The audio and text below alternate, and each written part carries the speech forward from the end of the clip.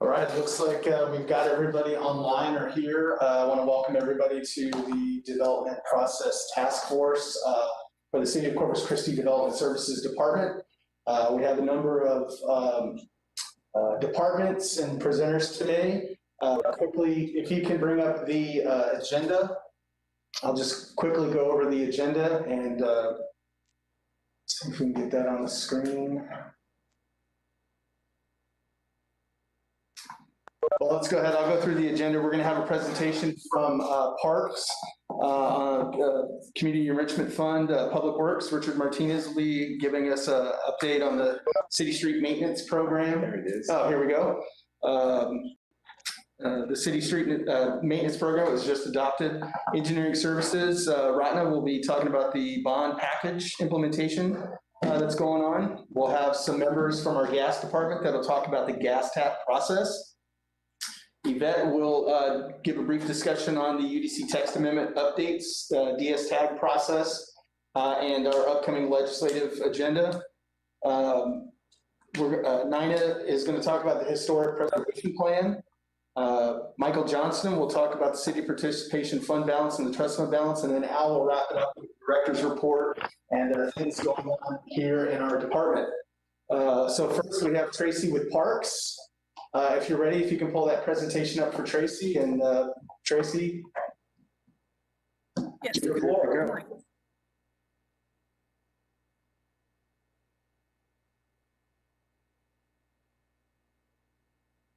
So good morning, everyone. I'm Tracy Kuntu. I'm currently serving as the interim director for Parks and Recreation Department, and just going to give you some background information on the Community Enrichment Fund and what it is utilized for within the city. Looking for the presentation.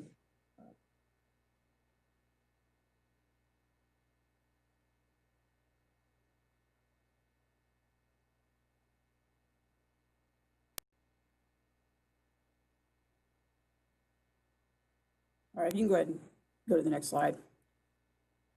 So the city's parkland and its uses are influenced by the geography, the intended purpose, and the audience. So growing and maintaining the park system requires utilization of the tools and resources that are granted by the local and state ordinances. So in 1955, the city of Corpus Christi was the first city in Texas to enact the Parkland Dedication Ordinance. And this set the precedent for subsequent Parkland Dedication ordinances across the state municipalities. The land dedication requirements help tie the park system growth to regional development, essentially making the growth proactive and not reactive. So the idea being is that new developments progress, additional parkland is required to maintain the current levels of service for all the residents. So parkland dedications are a requirement within the city of Corpus Christi, as I stated, at being the first one to enact that. The Community Enrichment Fund was established in 2007 to collect revenues from both developer fees paid as part of the parkland dedication requirements and also fees paid by developers in lieu of parkland dedication. Next slide.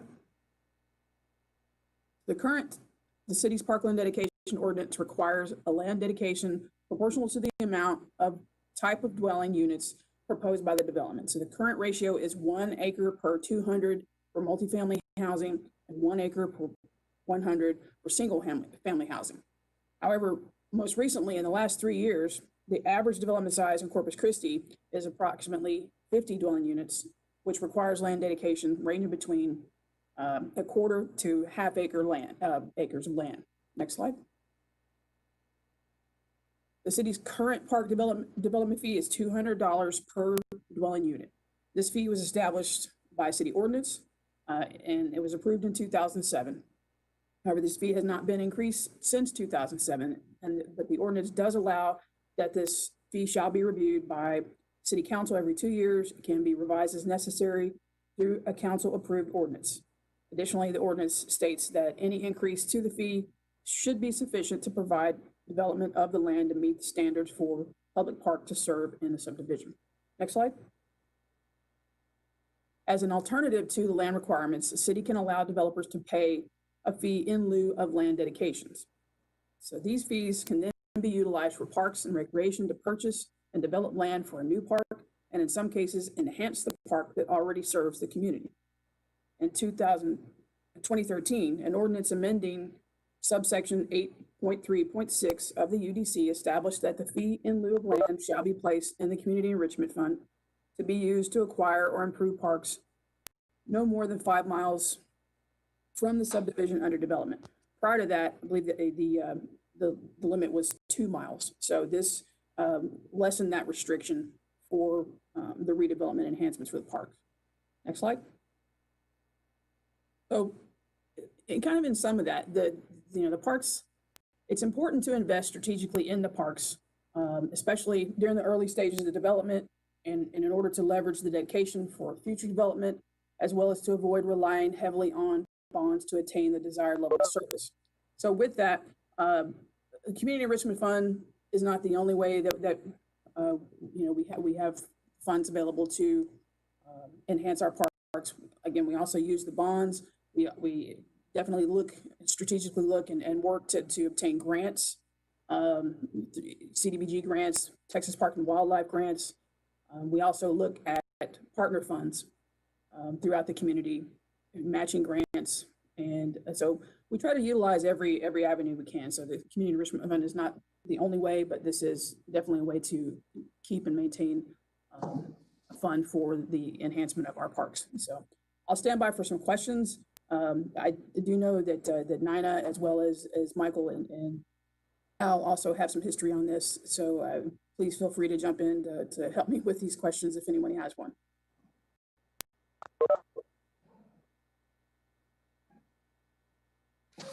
Any questions from the audience? Can I add something, Al? Can I add something? This is Peter speaking. Sure. Yes, sir. Great. So I'm not sure. Well, I'm not sure why this was on the agenda, but I do want the attendees to know that the city is looking at this fund. As Tracy just outlined, many components of it have not been updated since its inception or in recent years.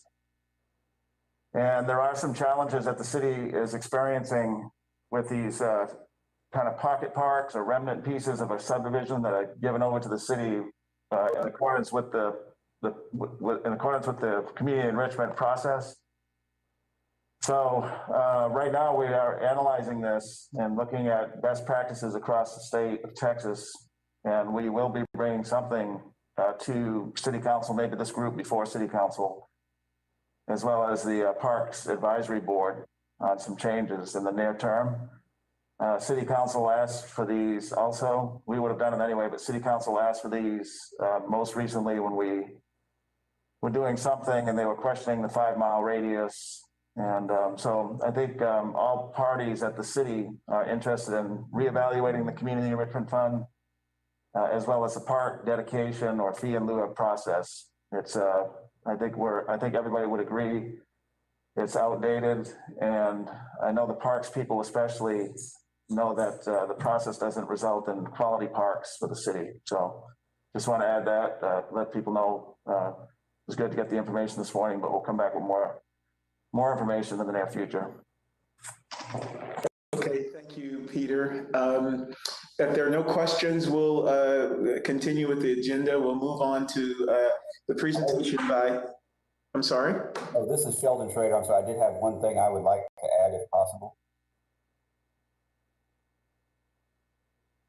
Sure. Yes, thank you, Mr. Raymond. I apologize for butting in.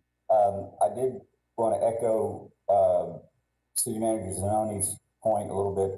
My name is Sheldon Schrader, by the way. I'm a planning commissioner, and this issue often is discussed in planning commission issues with a lot of developers talking about sort of skepticism about where the fees go for the park fees and things. One thought I just wanted to put in with this is that I do feel this program is very important, but I do feel that the way it's structured now doesn't lend it a lot of credibility because it seems sort of arbitrary, and I think a lot of people view it as somewhat punitive.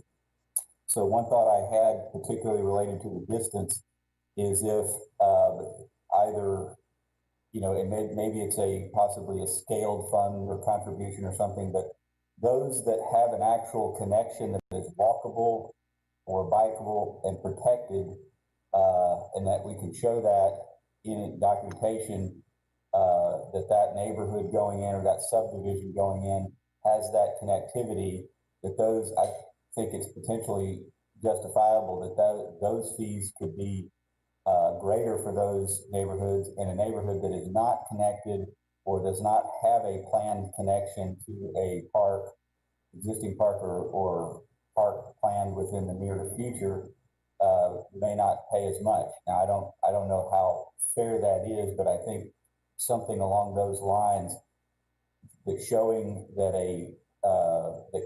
walkable and bikeable connectivity makes those very usable to the residents is important.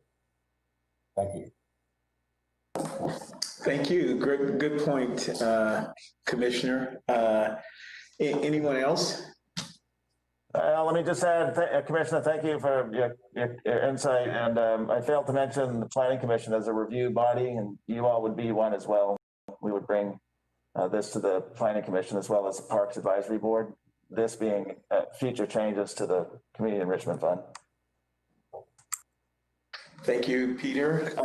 If there are no more questions, we'll just continue down on the agenda with the Public Works Department, the street maintenance program and current street projects. Richard Martinez, you have the floor.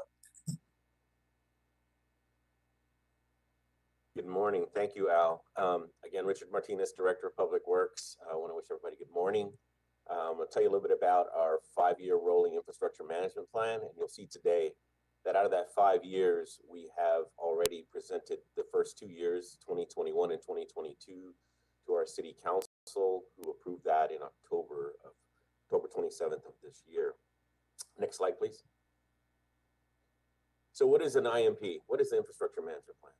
Well, basically what it does is give a structured program schedule so that everyone knows what we're planning in the next 5 years.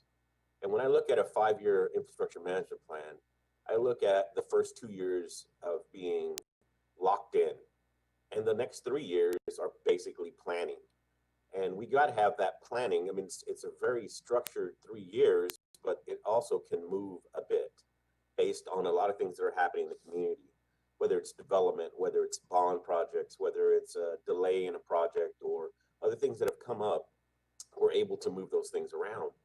And what's important about that is that our citizens know what's scheduled, where's their street in this program, and how can they get their street evaluated on the program.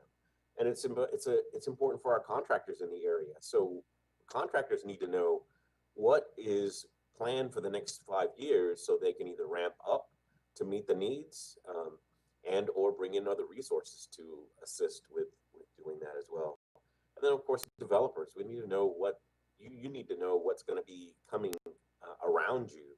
We need to know what you're doing as well so that we can plan for infrastructure near your area. And then, of course, the utilities department, our utilities around our area need to know so that they can move things or be prepared to move things when needed. And then, of course, other agencies and departments. So there's a lot of coordination that needs to happen, and we can really give this plan out and look at everyone else's plan so we can make those adjustments. Everyone hates a brand new street to be cut, and we certainly want to keep that from happening. So we can look at also the service needs, what residential streets need to be rebuilt, and then we also look at ADA compliance and pavement markings, and everything that happens is going to be in this first 5-year IMP. We hope to grow that to other things, but currently it's going to be our maintenance projects. And I want to make sure that I'm clear about that. It's our maintenance projects, because Rotna's going to talk about the 2020 bond after my presentation. Although we coordinate really well, this plan is strictly maintenance. And then, of course, our goal is to ensure that we have the best possible planning and maintenance schedules for the city of Corpus Christi. Next slide. Next slide, please. Thank you. So again, the first 2 years was approved by our city council on October 27th, and which was a major difference in how we do our programming and planning. What we're looking at is trying to be more transparent to all of our constituents. It was developed through a lot of different avenues. Okay, so the first thing when I got here in February, I went out to the public and took a lot of input, and we put up maps and we gathered information, emails, everything. All that we gathered, put together, and then we looked at a prioritization based on our pavement condition index, and I'll go over that in a little bit. But also we took council input, citizen input, and then we had to drive and assess every single street in the city, which did take us a little bit of time because we don't have a pavement management system that is up to date. So we had to do it manually, but manually is fine. I've done many manual plans in the past. What I'd like to do though is improve that as we move forward. The subsequent next 3 years is already it's being finalized as a QA/QC right now. We're planning to be going to council in December for the next 3 years, so that we can have that 5-year IMP for everyone. And then during the budget process, which this is an important part of this infrastructure management plan, during the budget process every year, the 5th year will be added on and the 1st year will be dropped off every year as we go along. So it's a 5-year rolling plan. Any changes or amendments to this plan would have to be approved by council. So it's not something that any of us can say, you know, the street was on the plan, we didn't get to it, I'm sorry. No, it doesn't work that way. We need to be accountable for our plans, and that's what we want to make sure that we are transparent in there, but also that the citizens can see what happened on a street. The first thing I got here, people told me, my street was supposed to be done 5 years ago and nothing ever happened. You go back and take a look and there's no trail of what occurred. Well, with this infrastructure management plan, there will be a trail to be able to see the amendments, because any amendment has to go through council for approval. Next slide, please. So there are four programs that are included in the infrastructure management plan. Our street preventive maintenance program, we call it the SPMP. Those are heavier maintenance projects. And so in those areas, we do reclamations, we do some street reconstruction in there, but mostly those are all overlays or ultra thin bond applications. And then we do our residential street rebuild program. These are our heavy reconstructions of our neighborhood streets. These are streets that have been held back for many years and are important for us to do, because if we don't get to these streets, they'll never be on the program. These streets are the ones that aren't on bond, and so this is important that this is in our program so everyone can see what we're going to be doing as well. Next slide, please. And then we have our in-house rehabilitation program. This is new this year. So our crews have been paving for the last 6 months. They've paved more than 30 lane miles since they started. And this is a neighborhood approach. We're going in and complementing the other programs like the bond projects, the SPMP, the RSRPs. We're going into the neighborhood and completing areas. So it's a neighborhood approach. So we're going through that, which makes a big difference as we're maintaining our streets throughout the city. This one we're hoping to expand on in the future. But again, we're trying to maximize all of our resources in this area today. And then concrete restoration, major component here as well. We've got over 17 lane miles currently of concrete streets, but no maintenance program had ever been put in place. So our city manager tasked me to make sure that we had a concrete restoration and maintenance program. And so we've done that, and council approved $1 million to put towards this annually. And it's in our program today. And this includes, joint ceilings are important. We've got to make sure that no moisture gets into those, into the joints on our concrete, because they get up underneath, undermine them, and then we have issues. You've seen them today. And then panel replacements. So there are areas that are already broken, spalling. If we don't fix those panels, they become 2 panels, 3 panels, 4 panels, and then we've got a problem. And then crack sealing as well through that. Next slide, please. So this slide I want to tell you about, so you can continue to click this slide real quick, about 4 clicks if you could. This is a chart that shows it's a pavement deterioration curve. And so this slide shows time of what the pavement life is, and it shows pavement condition on the left. Okay, you can click it, please. Please click it a couple of times. So whoever's operating the slide, there you go. 2 or 3 more times, please. So in the red area, you'll see that those, it's just like a slide like we went to school and slid in the playground during recess. So you start at the top, it's 100, and then by the time you get to the bottom and hit the bottom of that slide, it's a 0. And so this slide shows that if you did no work to any street, you started with it brand new, in 25 years, it'd be a 0. Okay, here with our soils, it won't even take 25 years. 12 years and those streets are done. And what's happening today is in the red zone down at the bottom, those are the bond projects that have to be done. Unfortunately, we have a lot of streets in that red zone. Then the next zone in the yellow zone, that's another expensive area. Those are reconstructions of neighborhood streets, of reclamations, those type of things, heavy lifting. In the green zone, that's the effective maintenance zone. And right there, this is where our in-house crews are working and the SPMP crews are working right now. You never want to let it get below a 50. So you want to get in there and pop those up. And when I say a 50, it's a score of a condition from 0 to 100. You never want it to get below a 50. And that's the effective zone that we're working in right now. But we have so many streets in those areas. Please click it again. One more time. Okay, so, and then one last time, please. So the top is a pavement preservation zone. I would love to put more money into that area, but we have so many streets currently today in a condition that we need to get them in up to standard, that area we will not be concentrating in for a couple of more years in that pavement preservation. In those areas is where we'd see more slurries, and at this point, our streets are in such bad condition, we're working on our way down, but we will be working in those areas so that we can put those streets, and instead of lasting 25 years, we could last 50, 60. And I've had streets that lasted 100 years. Of course, I wasn't here at the time, 100 years, but someone did. And someone maintained those over multiple cycles. And that's what we want to do here in Corpus Christi. All right, next slide, please. This is a very important slide here. So this shows currently today, 20 on the left, 21 in the middle, and 22 on the right. The bars show the different council districts, and their conditions are in their bars. So again, I said earlier, 0 to 100, 0 being a completely failed street, 100 being a brand new street. If you look on the 2020, in the blue, that's District 1, they're at 56. And look at the orange in District 2, it's at 51. And then so on for 4, 3, 4, 5. And then the green is downtown, so the downtown district. The red line that you see across them is the network average.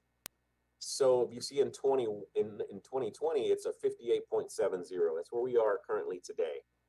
Before we put the 2019 and 2020 program in play, we were at a 57. And so it shows that with those 2 years being completed, we're going to be at a 58.70. And then you can see that for 21, and you can see that for 22. And if you can see the improvement in 22 would be at a 63.09, but that's still not good because the national average, standard for the national average is a 70 for the network. That doesn't mean that every single street will be a 70. What that means is an average for the network being 70. So that means streets, you'll still have some zeros, but you'll have much more 100s, and we'll maintain much more 100s. So we're improving our network. What we're anticipated to do is after the 5-year IMP is put in place, and then with the following year in 2026, we're estimated to be at a 70 or better for our network. So this infrastructure management plan, as we're monitoring, we're going to be able to see how well our network is improving with the dollars that are being allotted to the street maintenance program and the type of applications we're putting in place. So this is a very important graph, and we're going to keep this, we're going to keep showing these graphs by year and then forecasting out for the 5 years so everyone can see what our expectations are. Next slide, please.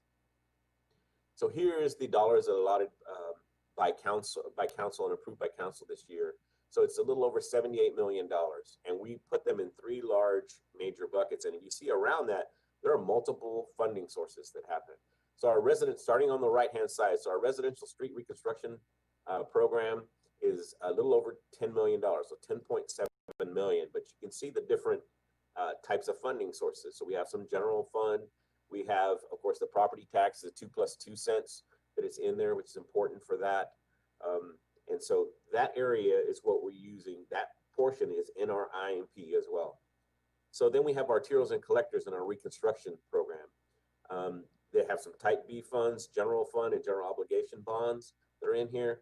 Here's more of our reconstruction projects and CIP projects that our engineering department partners actually put out for bid and construct and manage those projects for us.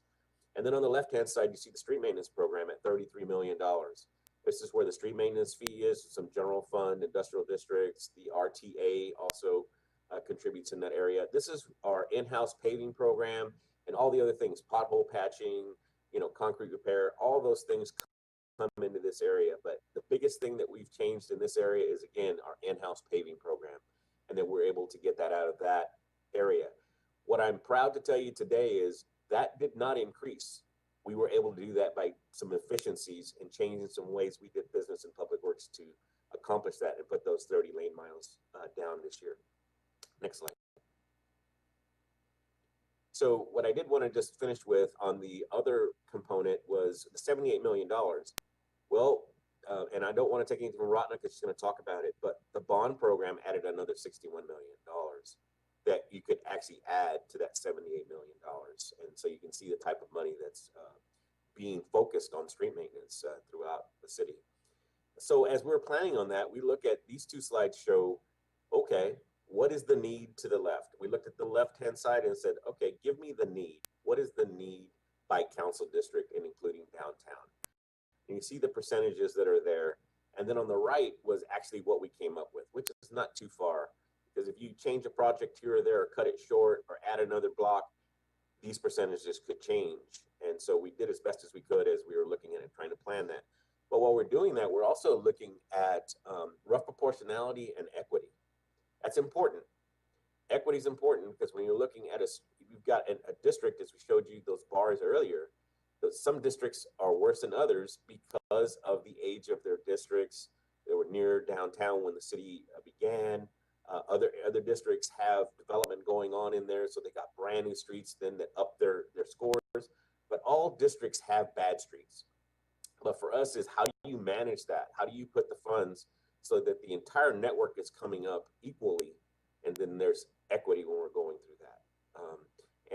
So then we're looking at this percentage points when we do that. Next slide. So here's the dollars in the SPMP and all of the different programs you'll see around the RSRP, the in-house and concrete. That's how we're spending that $37 million of that 78 for this IMP maintenance program. Next slide. This just shows again 22 when I explained it earlier for 21. Next slide. So again, now we're looking at, you see it went from 37 to 27. Well, we had a backlog, so we weren't able to get out our RSRPs as fast as we needed to do. So now what that first year had was an additional $10 million of backlog in it in 2021. So that means we're going to have to help design a lot of those internally and get those projects out. In 27, what we're doing is hitting an equilibrium now, and we want to finish every street that's allotted in the IMP in its funded year. And that's a big statement. So being behind by 2 years getting here, I am committing to our city organization, to the taxpayers here, that we're going to be spending the money that we're allotted in the fiscal year that it's allotted for next year. Next slide, please. So in conclusion, again, council approved the first 2 years of our 5-year IMP. The next 3 years are going to be going in December for council review and possible approval. And then any amendment that have to be come out will be going through council every year. And then the following 5th year will be coming on the budget every year. And that's the opportunity for input for our council, for citizens, anybody who wants to look at the program and make recommendations, and or if there are developments that actually conflict or utilities that conflict, that's the time we make those changes once a year. And so we're looking at reevaluating our network this year. So we're looking at putting out an RFQ, hopefully, so that we can get this moving and evaluate our network again. And then looking at putting a robust pavement management system in as well, so that we can do all of this not only manually, but we can do it electronically and save us much more time and be more efficient as we're working on our program. Next slide. So one last thing I wanted to finish with that I am very excited about, and I want to thank our IT department and Peter Collins. Their group really did a lot of work to help us in this. And so they put an interactive map online. And so it's cctexas.com/IMP. And you can find our first 2 years of our IMP on there currently today. So anyone can go on there and look at their street to see what's programmed and or if it is. And what I want to tell you is after this got approved in October, I was very proud to see on social media people saying, hey, I went to this and took a look at this and our street's on the plan. I can't believe it. You know, it's waited 35 years for it to happen. So sometimes we get lucky. But I will tell you the first 2 years are on it. As soon as council approves the next 3 years, they will go immediately on in that afternoon. They'll be on there as well so everyone can see that. So with that, that's my presentation, and I'm available for questions. Thank you, Richard. When I saw this presentation at City Council last Tuesday, I knew that we had to get you here for the task force meeting because I thought it was wonderful information. So does anyone have any questions for Richard Martinez? Comments, questions? Okay, thank you, Richard. We'll move on to engineering services, and Ratna will just present an overview of the bond, the recently passed bond. Ratna, it's on you.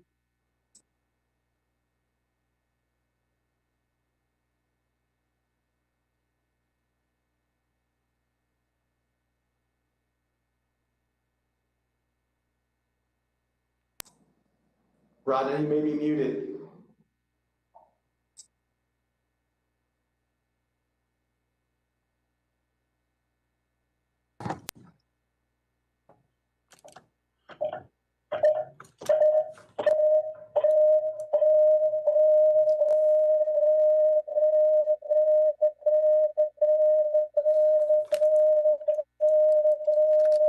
Rodney, can you turn that?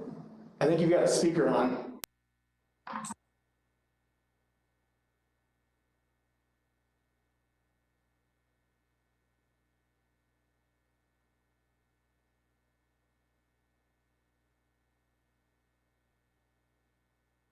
There you go. Were you able to get that turned on, Rodney?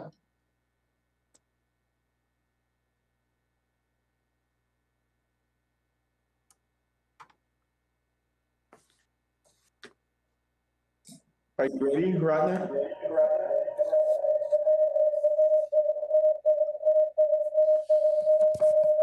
Oh, can you hear me? Yes, we can.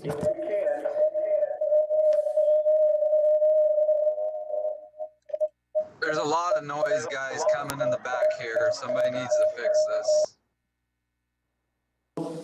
Move on to a gas presentation. Ratna, we'll come back to you if we can. Let's move on to our gas presentation, which is next on the list. Sorry for the technical difficulties, group, but give us 1 second here, and we're going to invite the gas department in, and they'll do their presentation. They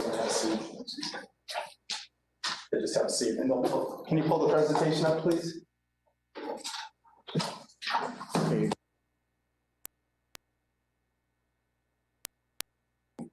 So, good, thank you. Okay, you guys can start. Yes, go ahead and start. Yes. All right, well, welcome everyone and happy Friday. My name is Israel Salinas. I'm the Energy and Marketing Representative for the City of Corpus Christi Gas Department. And we're going to go through some slides here just to give you some general information on the process of the tap and meter installation for the builders program for new homes.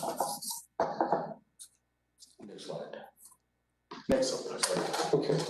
The gas tap and meter installation flow chart tells us that first of all, you must pay a $200 tap fee at development services. And that's pretty much general knowledge for everyone, I'm sure. The second step would be to make the installation. The next step would be when you're pretty much ready to close the house, you pass the plumbing final gauge test, and that holds pressure of the plumbing final. All your appliances must be connected and ready for the technician to check everything through the appliance when he sets the meter, which also gives you credit on your rebate. If the appliances are not present, you cannot get credit on your rebate. Make sure you have access to the house when it's time to set that meter. Once you make us aware that you're ready for the meter, give us 1 to 2 days for installation. Next slide. Next slide. The inspection will stimulate the gas department. The resident has the stub out and is ready for the tap in the service line, and that is the rough inspection. These are things that trigger us to tell us that you're ready. If you don't pass the plumbing rough inspection, the gas department will not set the gas line tap to the home, the riser, because we have no knowledge that you're ready at that point. You've got to pass that inspection. Because work must be scheduled, it takes 2 to 3 weeks after you pass the inspection. Just for your understanding that once you pass it, we need that amount of time due to work volume. It's important to communicate with the subs, your electrician, air conditioning person, plumber, and even the framers need to ensure that the windows are in areas that are not encroaching on the stub out of the gas. And our guideline is 6 feet away from the stub out to the left, 3 feet above the stub out, 3 feet to the right, and 4 feet in front of the wall where the meter will be actually installed. Next slide. The next slide shows us a picture of what I've just stated. These are the measurements that we go by that need to be respected by all the other subs, air conditioning, electrical, and plumbing. It's 6 feet to the left, 3 up, 3 right, and 4 in front of the meter. Next slide. Following are some things to avoid. Next slide. This gives us a representation of what we've encountered in the past when the electrical is encroaching on our gas stub out and our gas riser. And like they say, a picture paints 1,000 words. Again, communication with your stubs is super important. Next slide. Here's a generator that was encroaching on the gas meter. When the door opened up for servicing the unit, it actually rested on top of the meter, and that is not acceptable. Again, the clearance that we described earlier would have taken care of this scenario. Your air conditioning is next. On the next slide is a picture of the air conditioning installed right in front of our meter, to the point that the encroachment was so bad we could not even access to slide the meter in place. So in this case, again, the distances required were not respected, and the air conditioning unit had to be relocated. Next slide. This is a picture of a window installation that took place, and you can see the stub out on the right-hand side of the actual band that will go around there. It'll be probably a stucco band that will decorate this window, and the stub out is there. And keep in mind, the meter goes to the left of that stub out. So if there was a person jumping out of that meter, out of that window, they would hit the meter. In case of a fire situation, it would be a tremendous accident there, a hazard that could happen easily. And therefore, the distances, again, have to be respected on egress windows as well. Next slide. Our next slide talks about the cleanouts. The cleanouts, you say, well, they don't carry power. They don't. However, in this case, the plumber placed the cleanout directly between the stub mount and the riser. If there was a backup in this home's plumbing, the plumber would have to run an electrical snake down that cleanout, which would be too close to our meter as well. So yes, the cleanouts cannot be encroaching on our meter. That's why we require those 4 feet in front of the meter, and that would take care of that clearance. Next slide. On this slide, we show the dryer vent installation being directly underneath the stub out of the house.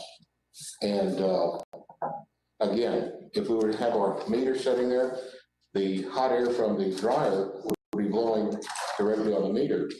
If there's any release of gas from the meter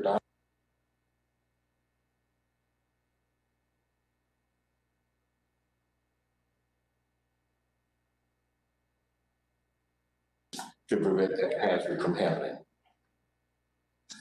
Next slide. Here are some tips. You may want to mark the utility placement on your drawings, your blueprints, submitted to development services, and give it to each one of your subs. If you do that, they have to follow your direction and will avoid those scenarios we just described. You can also provide a copy to your subs, and if you don't provide a copy, you're leaving them to decide where to place those services, and many times it may not be the best choices. Next slide. Okay, here we're going to talk on this slide about passing the plumbing final inspection. That's the pressure gauge test, which qualifies the address as ready to receive a gas meter set. Once it passes that inspection, you would call me at 885-6922, and at that time, I would go ahead and prepare a work order to set the meter. But it takes us 1 to 2 days to set that meter. So plan ahead, make sure that your closings and final finalization of your homes are processed with time frame. If you don't pass your plumbing final, we cannot set your gas meter until you pass your plumbing final. It's from our gas department. At the time that you're requesting the gas meter, please make sure that we have access. Next slide. Sorry. Next slide. Make sure we have access to the house available so that the technician can test everything through the appliance to ensure that there is no leaks, no gas leaks. After the inspection passes, it takes us an average of 1 to 2 days for it to set that meter. Also keep in mind, if you're in our program, the rebate will not required for all the appliances to be installed. If you don't have them installed, you will not receive a full rebate. Next slide. You don't want to be this guy, okay? These are some more pictures that give you examples on our next slide. Excuse me. No vent for a water heater. This is a picture of the top of the water heater. You can see the anti-knocks up there and the water intake. That water heater needs to have a pipe going to the exterior of the home to release the carbon monoxide. These are things that we find as well, things that you can check for as well to ensure the safety of your buyers and anyone working or living in that home. Again, if the appliances are not completely done with their cutoffs and anything missing on it, again, you will not have full rebate. Next slide. This slide gives us a picture of a utility room that had absolutely no exit for the dryer. It was sealed on both sides, did not have any way of the gas vent or the air vent to go to the exterior. Again, things to look for as you're building your homes. This was completely finished. Obviously, it required additional work. This could have been caught during the rough stage of your mechanical process. Next slide. It's important to plan ahead. Don't forget to pay your tap fee. Have someone in your office check to ensure that if it's a gas home, that tap fee was paid. And again, don't wait till the last couple of days of your closing to request a gas meter. Give us time to do it. Work volumes sometimes require additional time for us to get out there to do the installation. So it's good to plan ahead and give yourself enough time frame and give us enough time frame to get out there and service those meters on time. Next slide. Here's some contact information. For the Builders Program, you would contact me at 549-6926. That's the cell phone. And the prior number also terminates at this number, so I can pick up your messages there too, at the 885-6922 that we mentioned earlier. The work coordinator for TAPS would be Marty Villagomez at 885-6921. All right, next slide. Here's just a recap. Again, remember to pay your $200 tap fee at Development Services on every gas house that you're producing. Make sure you pass your plumbing rough. And from there, count 2 to 3 weeks approximately for installation of the gas line and tap at that point. And finally, when you're ready for your meter, make sure that all your appliances are connected and ready for inspection to receive full rebates. Make sure we have access to the house to test everything through the appliance, and give us 1 to 2 days to hang that meter once you notify us that you're ready for that meter to be set. And that concludes our presentation. If you have any questions on the next slide, that would be. Any questions at this time? Thank you, Israel. That was very informative. Very good. Are there any questions for Israel and Israel with the gas department? Yes, this is Moses with MPM. Who is this? Moses. Moses with MPM. Oh, hey Moses, how are you? Very good. So, just a couple of different questions and comments. First question is, who do we talk to when we're land developing a subdivision to give them time to come put in the infrastructure for the gas? Like, who's an actual point of contact? Because gas department, tends to do what other people have done, is damage things and just disappear, right? Whether that's sidewalks, roads, water mains. So is there a way of setting up a system for land developers when we give you 75% complete for subdivisions, that we get a point of contact for the actual gas for the subdivision, so we can be a part of that process rather than we just showed up and we left and, we get to do whatever we want while we're here?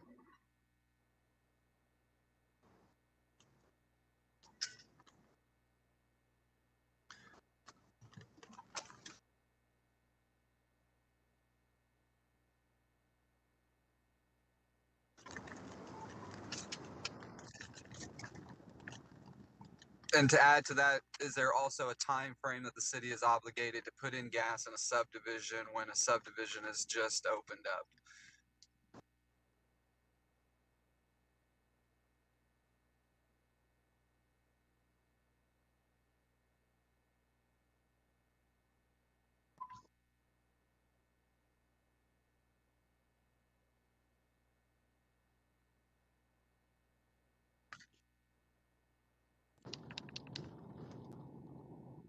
We don't know. We're still trying to.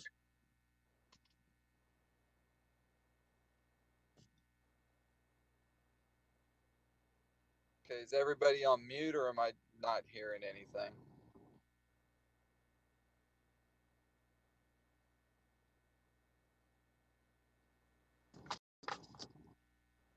Sorry. Moses. Sorry. Can you hear us? Can you hear us now? Okay, yeah, I didn't know. Sorry. Moses, the person that would be in charge of laying the gas lines in a development would be the supervisor for construction, and that would be Keith Rodriguez. He receives the copies of the plats. Many times he's in the pre-planning meetings as well, or a representative from his office is in there. So he would be the point of contact. But as far as hits, if they're working on site, say with heavy equipment or whatever, and there is a damage of some sort to any other utility or whatever you may have seen in the past, he could be a point of contact because it's his crews that are out there. So definitely Keith Rodriguez would be the point of contact.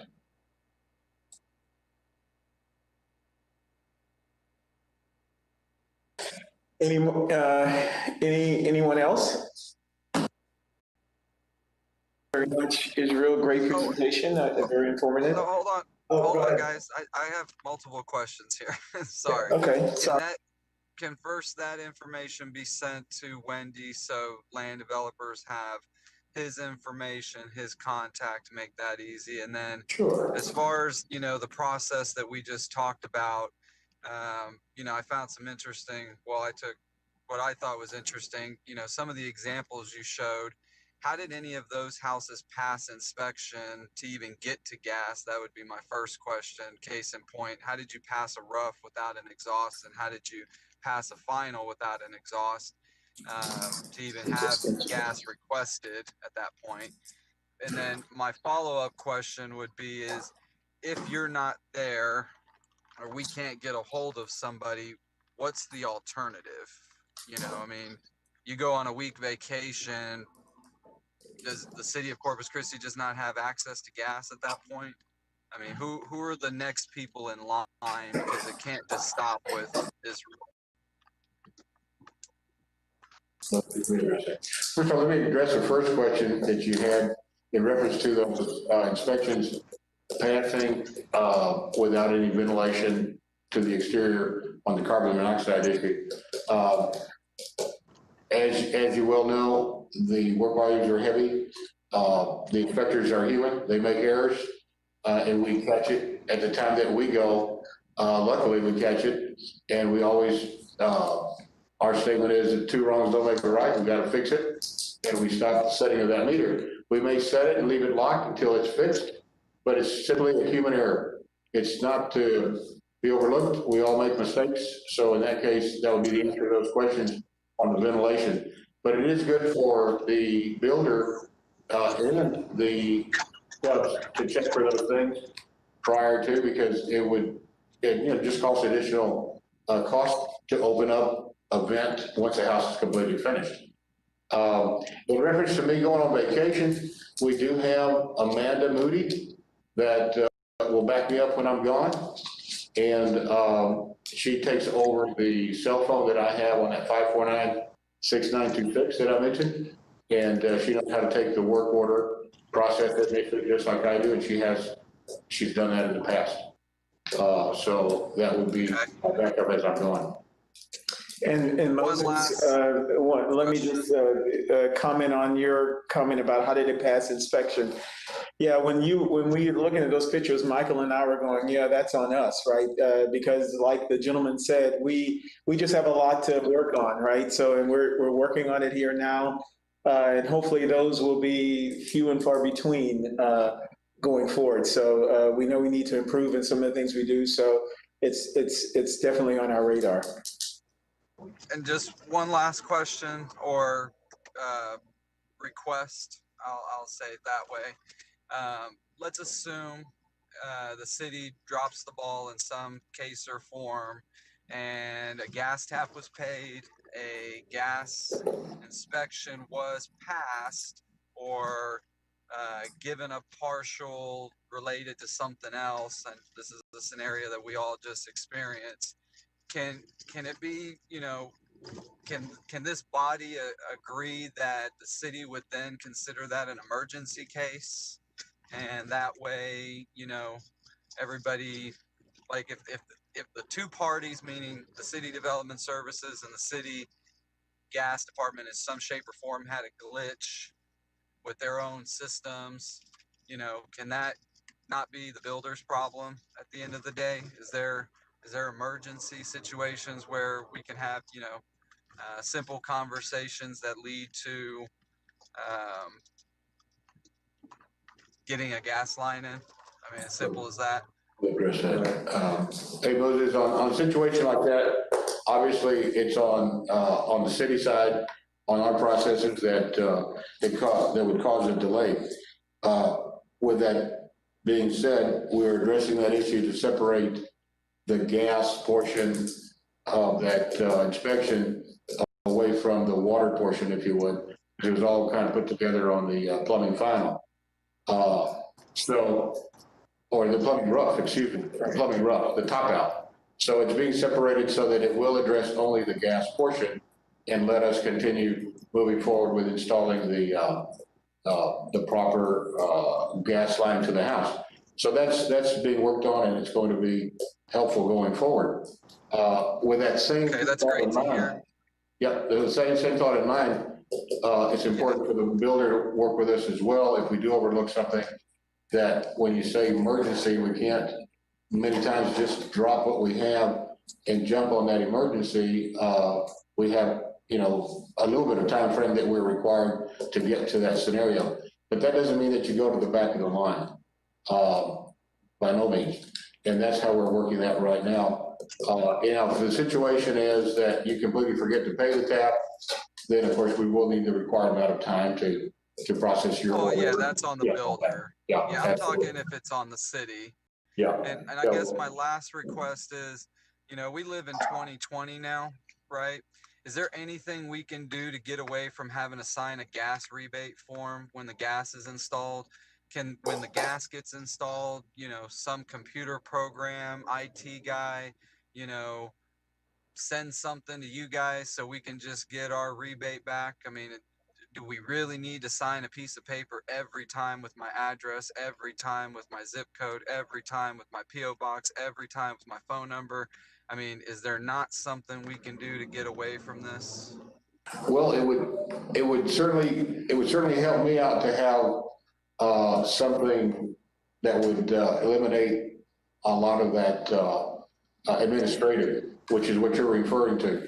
Well, it's just redundant. It's a waste of time. I mean, if I pay for a gas tap, you can assume that I'm going to get some type of rebate once your technician goes and installs the gas meter.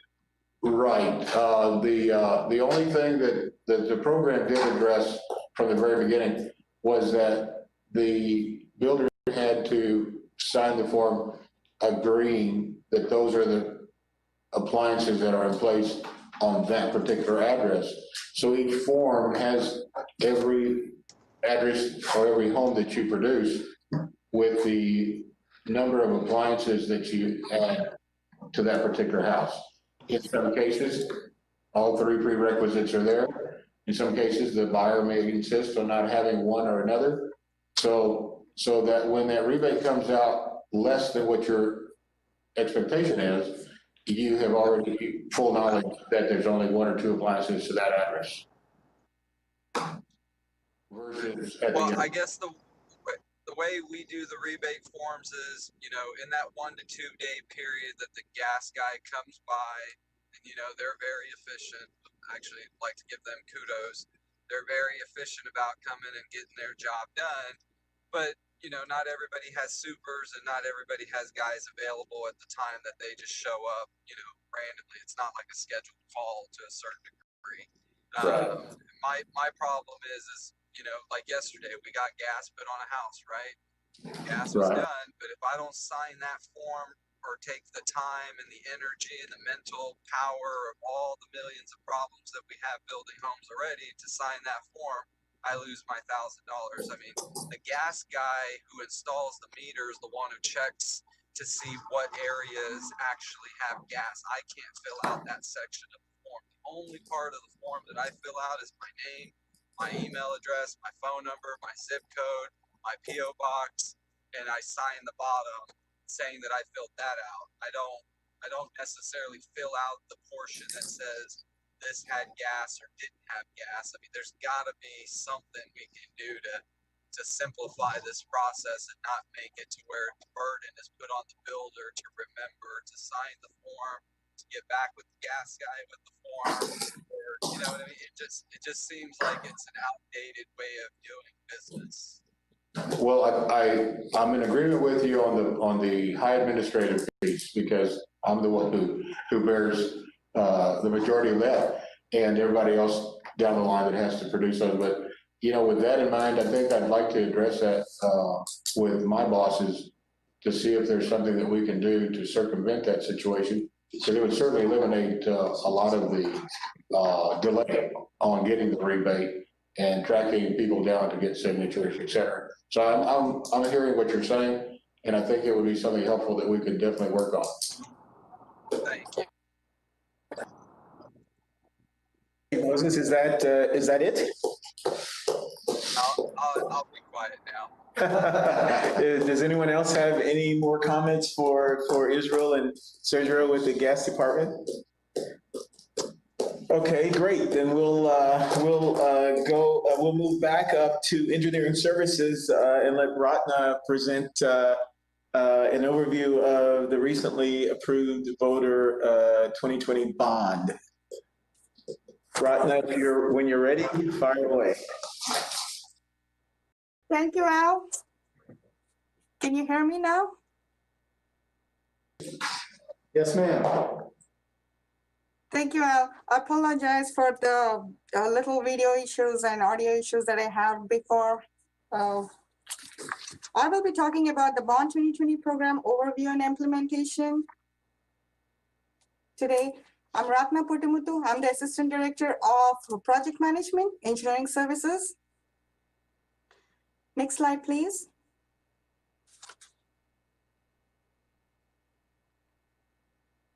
Next slide. I would like to start with the good news first. As we all know, Bond 2020 was approved on November 3rd. Bond passed with 70% approval rating, which is a very good news for the city. That's very exciting for our team too. We put in so much energy and time to come up with these projects, so it's a great achievement for the engineering services team working in conjunction with Public Works and the ELT team. The Bond 2020 program has 3 propositions. As you all know, the proposition A is for streets, which is 22 projects with 61 million.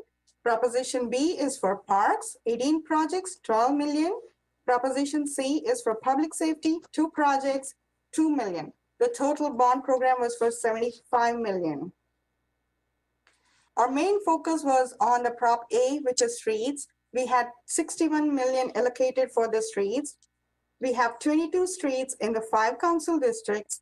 Our main focus was on arterials and collectors.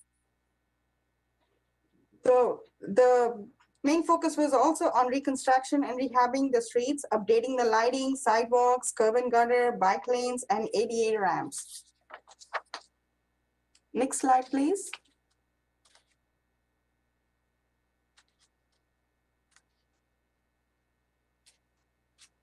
So the streets that we picked in Council District 1 are Comanche, Karanguha to Alameda, Frontier, Mackenzie to Rockwood, Horn, Calico to Dead End, Wildcat, FM 264 to Teak, Trinity River, FM 264 to Wood River. Next slide, please. The Council District 1 had 12 million streets in total. Next slide.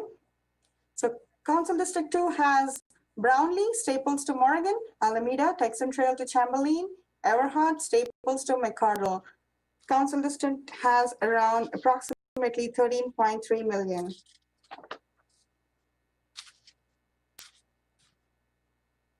Next slide.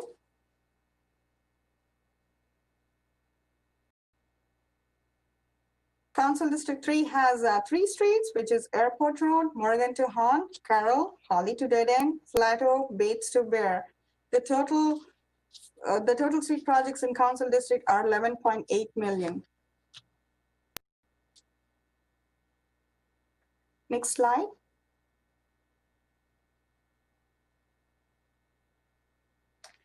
Next slide, please. Council District 4, we have Everhart, Alameda to Staples, Waldron, SPI to Purdue, Jackfish, end of Aquarius to Park Road 22, Park Road 22, Compass to Park Road 22, Park Road 22 again, South Access Road, Encantada, Beach Access Road number 3, which is just a design. In total, we have around 12.1 million. Next slide, please.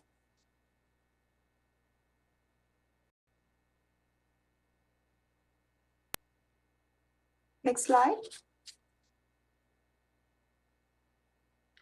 Council District 5 has Limes, Sunwood to Staples, Rodfield, Yorktown to Adler, Stroudsburg, Grenoble to Marcel, Yorktown, which is just a design only, Rodfield to Oso Creek Bridge.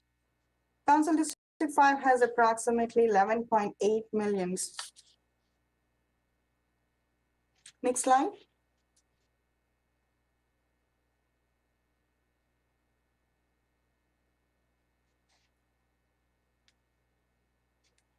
The next prop is the parks prop. We have 12 million allocated for the parks. We have 14 parks projects in the 5 council districts with 4 additional citywide projects. Our focus was mostly on signature projects and neighborhood parks. Next slide.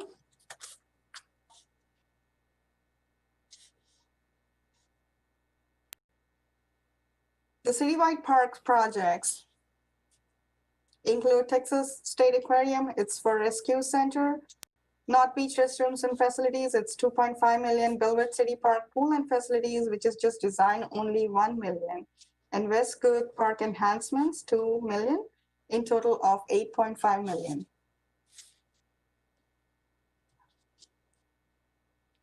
Next slide.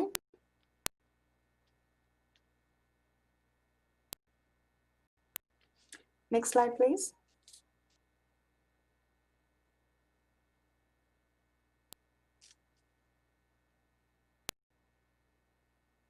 Next slide.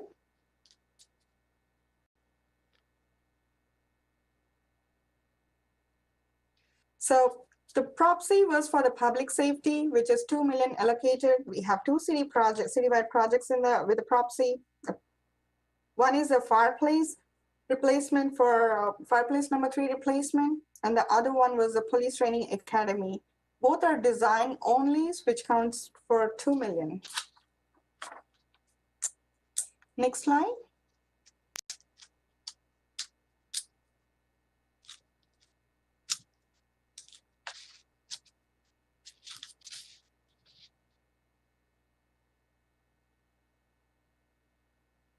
Next slide.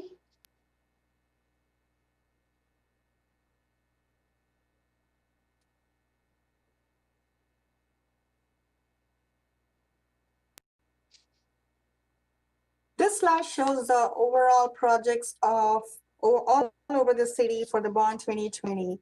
You can see the projects are all spread all over the city. Next slide.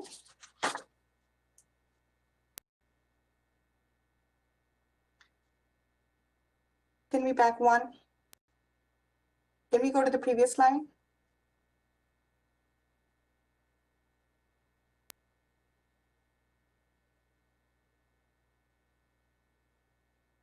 Can we please go to the previous slide?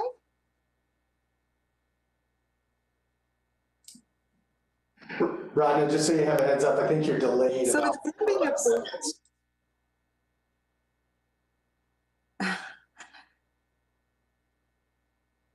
So here are our next steps. By the end of the November, we will be posting a design RFQ to be for the street projects, which is going to be around 24 street projects. The advertisement will be posted on November 29th newspaper, and on November 30th, which is a Monday, the RFQ will be released on Civcast. So saying that December and the SOQs will be due around December 30th, the SOQs will be due. In January and February, city will be evaluating, doing the scoring process to come up with the top highly qualified respondents. March, we will be negotiating the contracts with the highly qualified respondents. And then around April, May, the projects will start design. Any other questions? That concludes my presentation. Thank you, Ratna, and I apologize to everyone. Ratna, I don't know if you know this, but you were probably probably 3 or 4 seconds off the presentation. So you were seeing one slide, the audience was seeing something different, and therefore it looked like it was disjointed, but I think we got the gist of it. We'll make sure we'll work on this going forward at the next meeting. Do you guys have any questions for Ratna regarding the bond package that was approved earlier this month? Okay, if not, thank you, Ratna. We'll move on to Yvette to update us on the UDC text amendments. I believe we have a presentation. Okay, We have a great. presentation slide for that. Okay, could you bring up that presentation, please?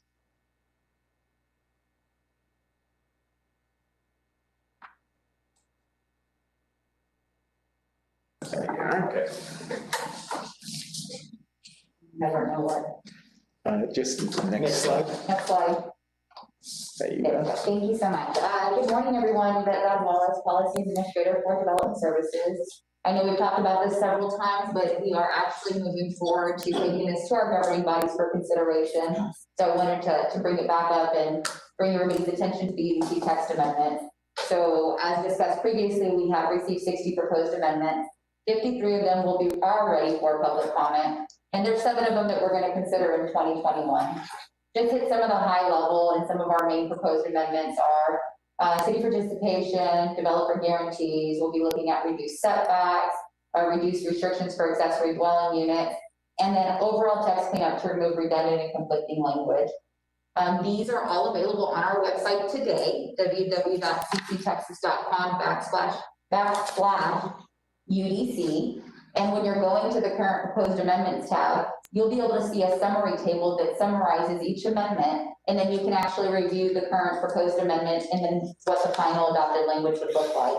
So I'd encourage everybody to look at those over the next few weeks as we anticipate moving this forward. So in November and December, we will be doing some public comment periods and also doing some public outreach with our stakeholder groups.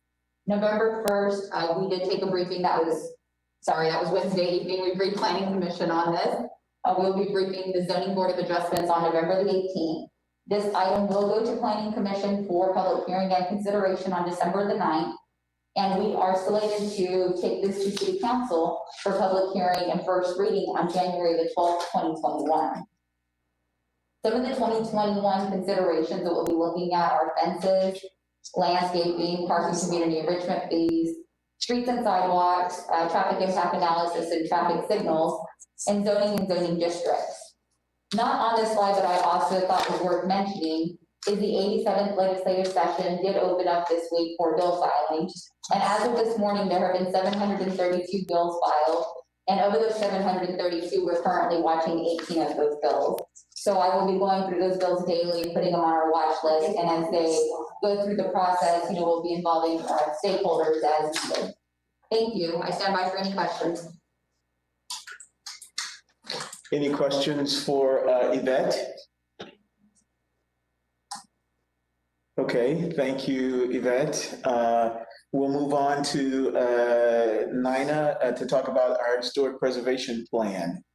I think there's a slide, but I'm not quite sure. It's a PDF. It's a PDF slide. Just go ahead and get started. Go on.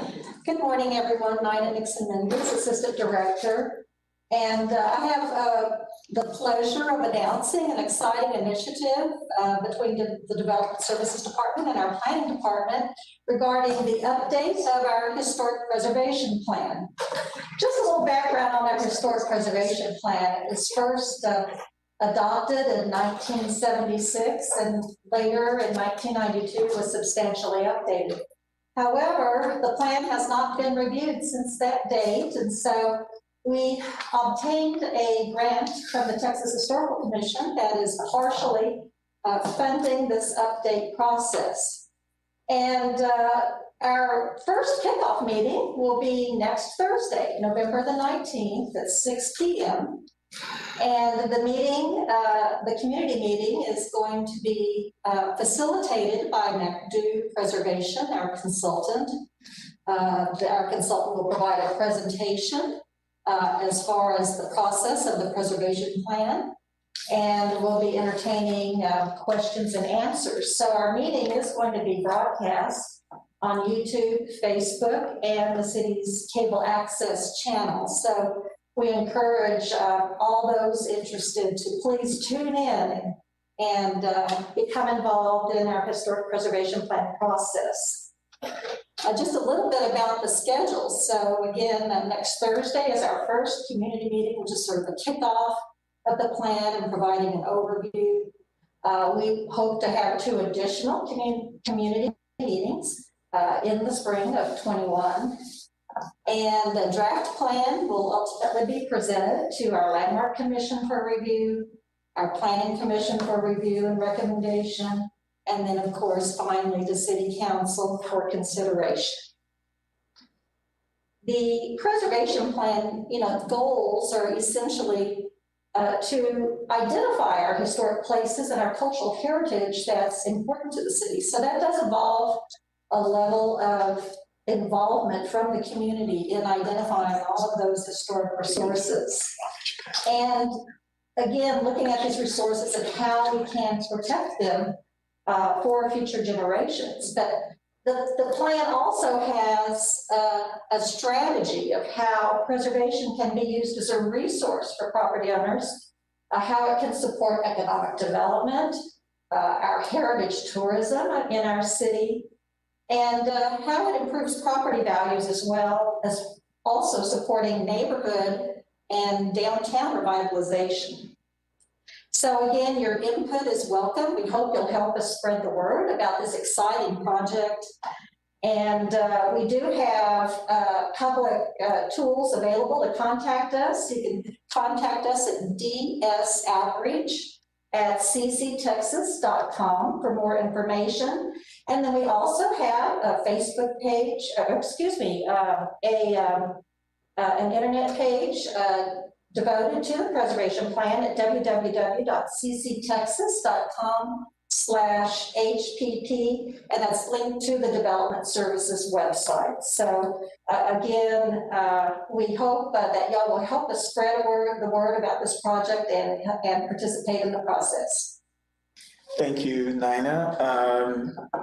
Any questions on the historic preservation plan? Very exciting, and Nina is excited about it. We are excited about it. Looking at our historic fabric here and seeing how we can restore it, maintain it, and create an environment that everyone can enjoy. Okay, next we're going to go to Michael Johnson, and he's going to give us an update on the trust fund and the city participation fund. Michael, it's on you.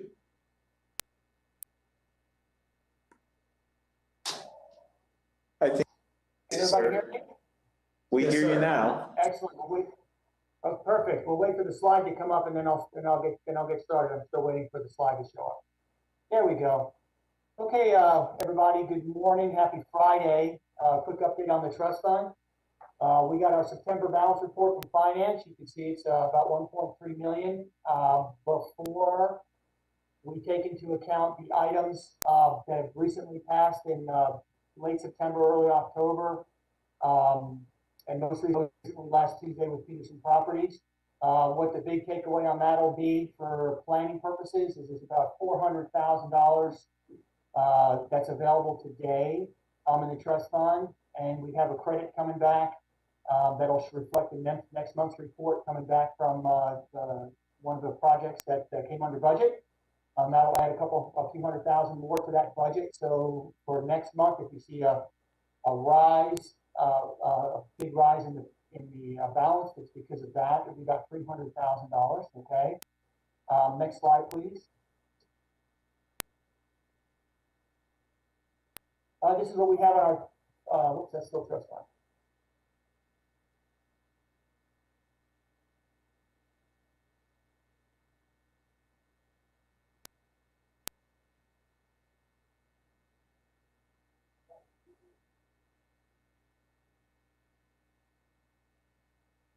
There we go. Developer participation. Just trying to keep up with the slides, everybody. So this is our activity over this past calendar year for participation money. for participation funds. That hasn't changed since last week. The one pending item is still pending. This is engineering discussion on it. Now we got 92,000 that once that goes to council for approval. Can we go to the next slide, please?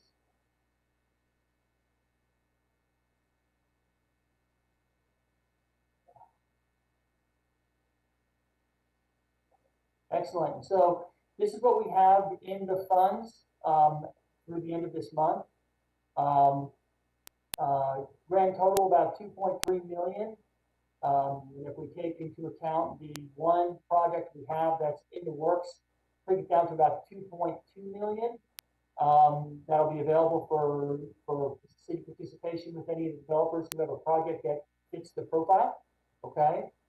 And the next thing I'd like to do before we go to any questions is introduce somebody. To the side of me is Susanna Nevice, and she'll be taking over as the contracts administrator for the department. My department sitting next week, and doing a good pastime with her, so she'll be your point of contact going forward. You all should see an email in your inbox with her contact information I sent this morning, and I stand by for any questions. Yeah. Thank you, Michael. And like Michael said, Michael has turned in his resignation, and his last day will be November 18th, which is next Wednesday. We've got Susanna, who's going to try to fill these big shoes until we can actually post and pursue, interview, and hire another contract administrator. So Michael, thank you for your service. You'll be sorely missed. Are there any questions for Michael regarding the trust fund balance or city participation fund? Okay, if not, then we'll move on to director's report, right? If you could bring up department announcements, please.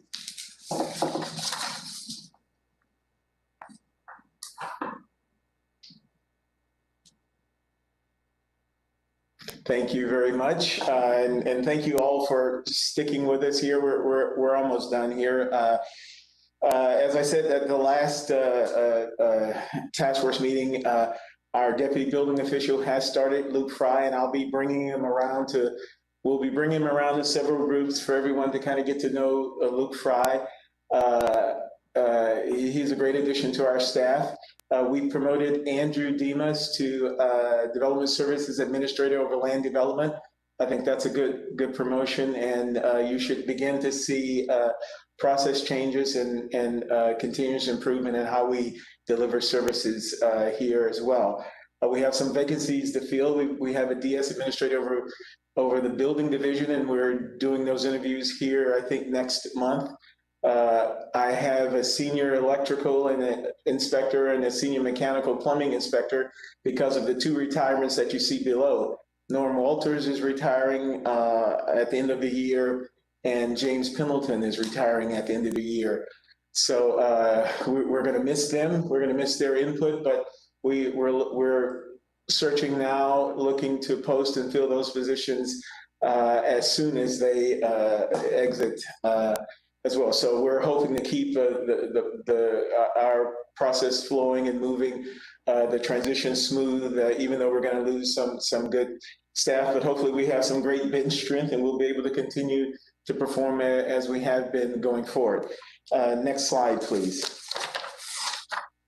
And here, this is, I shared this with you before, but this is just an overview of Development Service Department, and the two critical missing pieces are the Engineer 5, and I think we're closing in on that position for land development. And as I said before, the Development Services Administrator for the building division.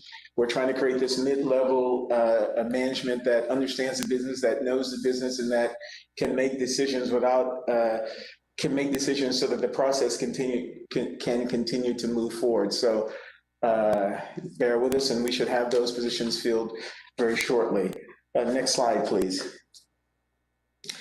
I want to talk a bit about where we were at the end of October, right? So We had budgeted revenues at the end of October to be around $500,000, and we actually took in $346,178.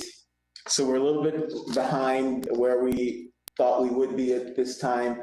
Also, our expenditures are $650,000. So it's a little out of balance, but hopefully, and primarily it's out of balance because we've hired a lot of people, right? So we've got to absorb that, and hopefully as we go into this year, looking toward the next fiscal year, we're going to be talking about fee increases because our fees haven't been raised since 2011, much like Richard was saying in his presentation. So the numbers are a little off, but we think that'll improve as we go forward. The renovation project, as you know, with the approval of the budget this year, money was given to Development Services to renovate this floor of our building. We finally met with the architect the other day. Great meeting. We designed, I guess we laid out some great schematics, talked about a lot of what we wanted to do. And 30 days from now, we should be seeing our first schematic layout of kind of what our vision will look like in this new building. So we're looking forward to that. And of course, as I get it, I'll share it with you because I think it should be excitement for all of us. And then finally, here, I want to just kind of briefly go over our department's performance for October. And each month, I'll be bringing this to you so you can kind of see how, it kind of looks at the month that's passed and see how we have done. Hopefully, you'll be able to consume this on our website. And I'm still working with staff and IT to have this populate every 2 weeks. So, you can kind of keep a ledger on how we're doing throughout the month and not just waiting for the end of the month. But just overall, in the month of October, we took in approximately 1,700 permits. Of that 1,700 residential permits, and that's new or renovations or remodels, whatever, that they totaled 430. Of that, we reviewed 328, and our review times were about 1 day. We have 3 days as our goal, but we did that in about 1 day. Of the 1,700, the total commercial permits were 160. We reviewed 69, and that average was about 5 days, and we have a goal of 10 days. So we're kind of ahead of the schedule there. The total permits issued in October was 1,093. Total trade permits submitted were 1,055. Total trade permits issued, you see there, 682. Overall, in the month of October, we had 2 rezoning applications, and in the month of October, total plat applications were 12.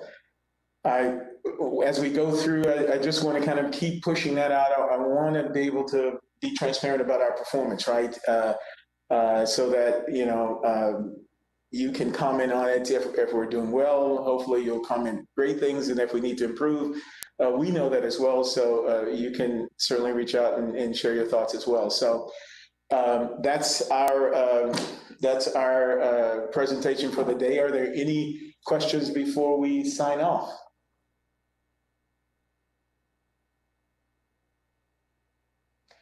Well, thank you all very much for joining us and sticking through the presentation. I thought it was some great presentations. We learned we learned some information we didn't know. So hopefully we can continue this. Just for your information, our next Taskforce meeting is December 11th. So until then, have a great Friday and have a great weekend. Thank you.